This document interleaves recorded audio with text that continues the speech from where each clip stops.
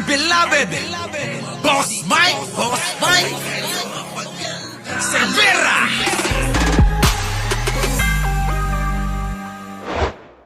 Sa watch list ng Eto, yan na ha. Si Roque, Roque, tinatrabaho ka na. Pakinggan mo to, Roque. Yari ka na rito. posible namang mailagay sa watch list ng Interpol si dating Duterte spokesperson Harry Roque kung may korte ng maglalabas ng arrest warrant laban sa kanya. Marami ang nagtataka kung paano nakapunta ng The Hague si Roque. Di ba nagtataka kayo paano nakapunta? Ngayon mga kababayan, inaantay na lang yung ilalabas na demanda. Pagka lumabas yung warrant niya at inasikaso na ni Boying Rimulya, Boying! Huwag kang tutulog-tulog ha! Pwede ba? Bilis-bilisan mo! Hulihin mo na tong dalawa. Sino? Si Roque at si Maharlika. Yang dalawa na yan ang mahilig magpakalat ng ng mga maling impormasyon. Huwag ka naman bilis-bilisan mo na. Kasi marami nang nalilitong mga tao sa mga binabalita nila. Di ba? Alampagin natin yung Department of Justice. Baka naman po, mawalang galang. Hulihin nyo na yung mga yan. Unahin nyo si Marlica, sunod nyo na si Roque. Di bali nang mahuli yung si Roque, unahin nyo lang si Marlica. Okay na.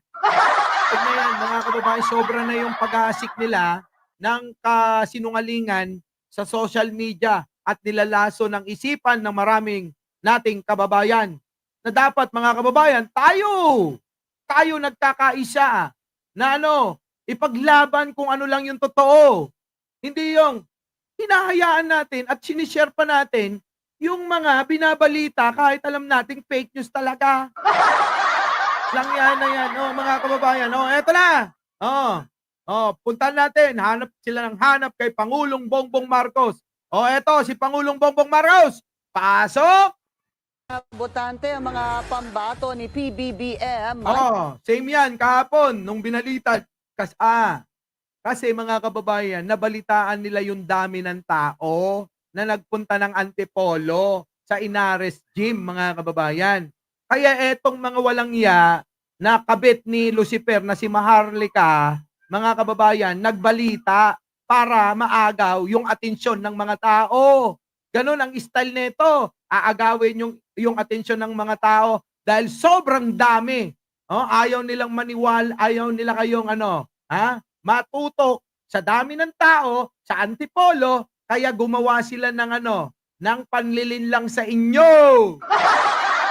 Para hindi mapag-usapan yung dami ng tao sa Antipolo, hindi mapag-usapan yung pagmamahal ng mga tao kay Pangulong Bongbong na mga dumalo sa Antipolo, gumawa sila ng eksena.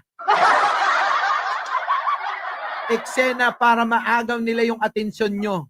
Diba? Pero hindi magwawagi yan. Kailanman hindi nagwagi si Lucifer kay bro.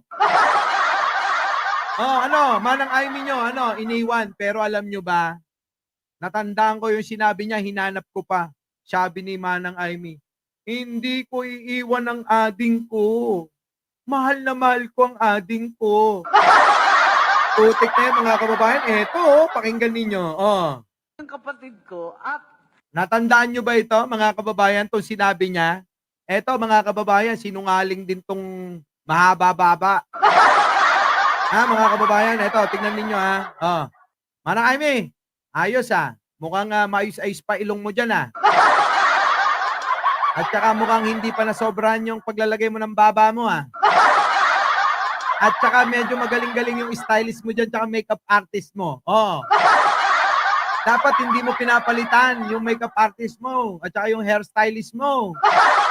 Kasi maganda aura mo nung panahon na ikaw ay nasa kampo pa ni Pangulong Bongbong Marcos. Pero ngayon lumipat ka kay Digong, kita mo pumangit ka ng husto, Kaya mga kababayan, wag na kayong magtaka kung bakit karamihan sa mga taga-suporta ni Digong, mga pangit sila. Diba, mga kababayan? Eto na. Ang pangakong hindi daw iiwan ni Manang Aimee, si Manong Bongbong. Di ba, Ballpoint Man? Nandiyan si Ballpoint Man. Oh, subscribe niyo yan mga kababayan, ha. Eto na. mahal ko yung kapatid ko at hindi talaga kami magkakahiwalay ever. Yeah. Dahil sa simpleng dahilan Oh. na nanggaling kami sa iisang puno. Oh. Pinoproteksyonan ko yung kapatid ko at higit sa lahat, yung pangalan namin. Sinungaling! Pinoproteksyonan daw niya yung kapatid niya. Pero mga kababayan, nung binastos ni Digong, tinawag na adik, bangag, mga kababayan, wala kayong narinig sa kanya. Pinagtanggol mo ba si Manong Bongbong? Hindi mo naman pinagtanggol eh. Buti pa si Ballpoint Man. Hindi naman anak, hindi naman apo, hindi naman kaano-ano, hindi naman tagapagmana. Pero pinagtatanggol niya. Diba? Diba Ballpoint Man? Baka naman, Marcos ka ba? Buti pa eh. Si Ballpoint Man eh, di ba? Puta, pinagtatanggol yung ading mo.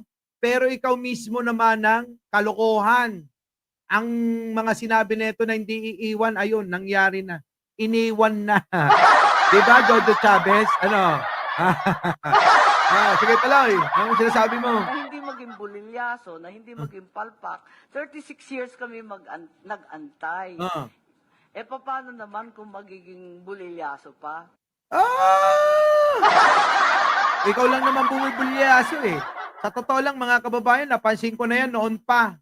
Yung mga style mo, Manang Aimee, ulitin ko lang para sa kaliwanagan ng iba. Pakinggan ninyo.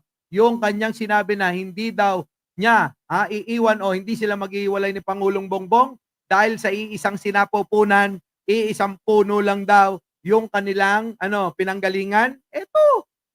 Mahal ko yung kapatid ko at hindi talaga kami magkakahiwalay ever. Dahil sa simpleng dahilan na nanggaling kami sa iisang puno. Yun naman pala eh. Isang puno lang. Kaya nga kami nagtataka eh. Minsan naiisip ko, sana ako na lang naging ading ni Manong Bongbong eh. Kung pwede lang magpalit ng kapatid, mga kababayan, ano? Sabihin nating lahat, Manong Bongbong, kami na lang ang kapatid mo. Oo, takwil mo na yung ading mo. Itakwil mo na yung manang mo. Pinoproteksyonan ko yung kapatid ko at higit sa lahat, yung pangalan namin. Pinoproteksyonan daw yung kapatid at yung kapatid niya. Kailan? Kailan mo pinoproteksyonan? Manang Aimee? Hindi mo pinoproteksyonan at hindi mo sinaalang-alang yung pamilyang Marcos. Tandaan mo, yan ang paningin at nakita ng maraming Pilipino sapagkat sa mga ginawa mong kahayupan sa kapatid mo. Diba, Hargon? Tingnan ninyo. Eto, tingnan nyo lang pansinin ninyo mga kababayan. Panoorin nyo to guys. Panoorin nyo to guys, Habang nagsasalita, huling-huli sa camera, yung sobrang inggit niya sa ading niya, mula nang naging Pangulo, mga kababayan, hindi niya maitago. Diba, J. De La Cruz? Hindi niya maitago. Hindi maitago ni Manang yung sobrang ngit-ngit galit niya. Sabi ni Ai Chang, baka naman, wala pa tayo sa kalahati, mag-like naman kayo. Like naman po. Ito na, tingnan ninyo mga kababayan. Pagmasdan yung maigi. Oy, Marley ka, nakikita mo ba itsura ni Pangulong Bongbong? Ganyan talaga pag napapagod siya. Kaya kapag kahagard siya, dapat kaawaan. Hindi yung pinagdadasal nyo na na may mangyaring masama. Kaya lang kayo baliktad eh. Naimbis kayo. Kaawaan natin yung Pangulo na nagtatrabaho. Lalo nyo lalo nyo pang binababoy eh. Tingnan nyo noon pa yan talaga itsura niya kapag napapagod siya. Wag na kayong magtaka. Kaya kailangan Pangulo. Kung pwede mo lang ibigay sa amin lahat yung trabaho, gagawin namin yan eh. Sa totoo lang, Mr. President. At i-deliver namin ng maayos lahat eh. Kaya lang, etong kapatid mo, imbis na tumulong sa'yo, di ba? Imbis na tumulong sa'yo to, abay lalo pang mangirurumang. Kunada karot ko, mangirurumang nga kabsat data. Nino, ni Manang Aimee, mangirurumang. Panoorin niyo to guys. Yung reaction ni Madam Nyo, mga kababayan, habang nagsasalita si Pangulong Bongbong Marcos, gumaganong-ganon yung mata. Yung bang iniirap-irapan niya, nahuli sa camera. Ayan. Noon pa, sobra na ang inggit ni ni Amy Marcos. Oo, ni Amy Duterte ko na sabihin na natin, Amy Duterte kay Pangulong Bongbong Marcos. Tingnan ninyo yung mata. Yan ayan tinitigan ng aji kumusilap ngay kunada. Yung mga Ilocano. Kusilapan na kunada garod. 'Di ba? Kabsa mo kusilapam. No makita ka lang, talaga nga tudok-tudok kag tamatama kunada garod, 'di ba? Kumusilap. Tingnan nyo, mga kababayan, Kumusilap. yung Kita nyo, mga kababayan? reaction ni Madam Amy Marcos guys. Lapit talaga itong si Madam oh. Parang hindi siya kapatid no, kung gano'n. Kita mo, ano sabi ng mga tao? Ano sabi ng mga tao? Para kang hindi kapatid. Pati kapatid mo, kinaiinggitan mo. Na dapat matuwa ka sa kanya. Na dapat maging proud ka. Alam nyo, mga kababayan, ako, sa mga kaibigan, mga kapatid, kapag kami tinatamasa na, na tagumpay, proud na proud ako. Bakit? Wala ako sa katawan ko yung inggit eh. Never ako na inggit kahit kanino. Alam niya, di ba, Laila Collins, nandiyan ka pa? Kita nyo? Pero etong si Amy, nasa kanila ng lahat. Pera, kayamanan, kapangyarihan. Pera lang itsura. Itsura ni Manang Amy kasi tabingi yung ilong niya. Pero kita nyo, no, parang hindi pa rin sila masaya. Bakit kaya ganon? Samantalang tayo makakain lang tayo ng 3 beses sa isang araw, kahit 2 nga lang eh. Ako kahit 1 lang, masaya na ako eh. Pero etong manang nyo. Itong manang nyo! Wala itong mga kababayan. Wala itong kasiyahan sa buhay. Yung inggit. Yan ang nagpapahamak sa isang tao. Inggit na inggit, mga kababayan, sa ading niya. Ulitin ko, tignan nyo maigi. Pasok! Panoorin niyo to guys. Yung reaction ni Madam Amy Marcos guys. Lapit talaga itong si Madam oh. Parang hindi siya kapatid no, kung gano'n. Kung makapagbigay ng face reaction kay President Bongbong Marcos. Di ba? Face reaction, hindi kumusilap. Manang Amy, mainggit ka rito. Panoorin mo, Manang Amy,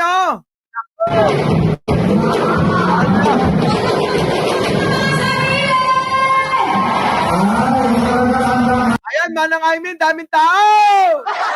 Ano na, mga taga-Davao? Antipolo pa lang yan. Antipolo! Sandamakmak na yung tao. Antipolo pa lang. Thank you naman, Elizabeth Trotter.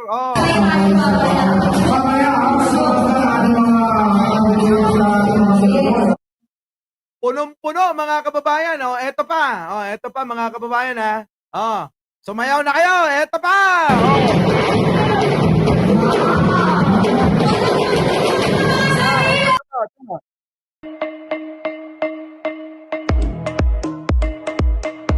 Ayan, mga kababayan, saya-saya. Manang Amy, di ka ba naiinggit? Hindi, inggit na inggit nga siya eh. Ayan, Alyansa para sa Bagong Pilipinas, Antipolo City. Mga kababayan, eto na. Pasok. Nako, daming tao. Yun, Okay, ito. Grabe, Manang Amy, saya-saya nila. Ang saya-saya sa Antipolo. Sobrang saya sa Antipolo, Manang Amy, Manang Amy. Grabe, mga kababayan, nagpa-party-party. Ang tanong ko, mga kababayan, di nyo ba napansin, sa kampo ni Pangulong Bongbong Marcos, masayahin? Bakit sa kabila, puro hinanakit ang mga nararamdaman? Di ba? puro sakit sa kalooban, puro iyakan. Napansin nyo ba? Doon sa kabila, mga kababayan, puro iyakan eh. Nag-iiyakan sila, mga kababayan. Oo. Pero, sa atin, party-party lang. Oh, party-party. Yun, oh. Oh, di ba? Ang saya-saya. So, mga kababayan, tamang-tama po yung sinabi kung natatandaan nyo, yung ating sikat na rapper na namayapa na, sabi niya, iwasan mo ang inggit. Ang sa iba'y ibig mong makamit. Dapat nga, ikay matuwa, siya na pala ng iyong kapatid, Manang Aimee. Di ba? Pero si Manang Aimee, taliwas. Sa kanya, grabe yung inggit niya. Abot hanggang baba niya. Manang Aimee, pwede ba wag sa baba pa abutin yung mga inggit mo? Pwede ba paabutin mo na lang hanggang sa bunbunan mo? O kaya sa bunbunan ni Bato? Ulitin ko, yung sinabi sa kanta ng isang sikat na rapper na si Francis Magalona, iwasan mo ang inggit. Ang sa iba'y ibig mong makamit. Dapat nga ikay matuwa sa napala ng iyong kapatid na si Pangulong Bongbong Marcos. Time! Muli, mga kababayan, ako po ang inyong lingkod, Mike Cervera po, lagi nagsasabing, malin natin ang ating kapwa, ipagdasal po natin lagi ang ating bansa. Mga kababayan, isang lambing lang, sana bago tayo maghiwa-hiwalay, huwag niyong kalimutan mag-like, mag-share, at mag-subscribe. At kung nag-enjoy kayo at kung ano masasabi nyo, paki-comment nyo na lang pagkatapos ng live na to. Dahil lahat po ng mga kino-comment nyo sa mga live natin, sa mga content natin, binabasa ko po yan. Di mo ba? Okay na. Maraming salamat po. Maraming salamat sa inyong pakikinig. Opo, kita-kita po tayo sa susunod na ating live. At huwag niyong kalimutan na panoorin yung ating mga replays. Ano po? Maraming salamat po muli. Our beloved Boss Mike Cervera.